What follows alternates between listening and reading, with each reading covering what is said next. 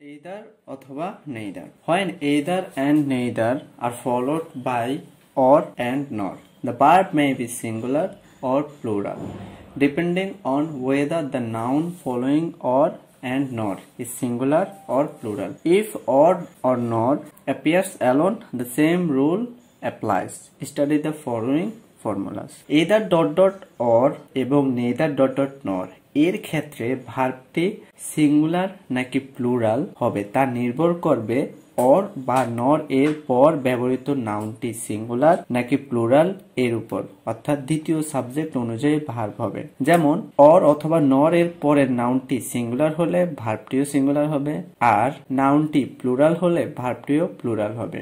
যদি অর বা নর একাকী আসে, অর্থাৎ এইদার অথবা নেইদার এর সাথে না আসে, তাহলেও একই নিয়ম অনুসরণ করা হবে। So let's see the formula, that is either or neither plus noun plus or nor or plus plural noun plus plural verb, অর্থাৎ nor অথবা or এর পরে plural noun আসলে verb plural হবে।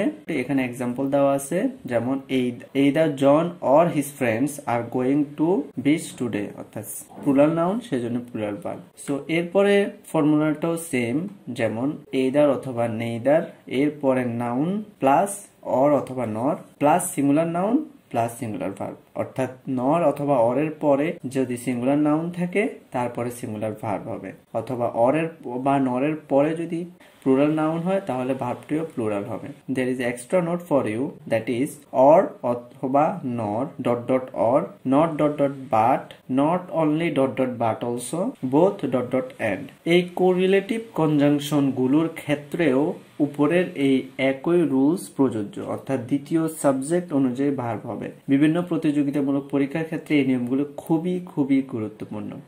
একটা জিনিস মনে রাখতে হবে, উপরের কনজাংশন গুলো প্যারালাল স্ট্রাকচার অনুসরণ করে, অর্থাৎ প্রথম অংশের পরে যে পার্টস অফ স্পিচ হবে দ্বিতীয় অংশের পরেও একই পার্টস অফ speech হবে। So there is a lot of example. Please pause the video and I hope all of you understand.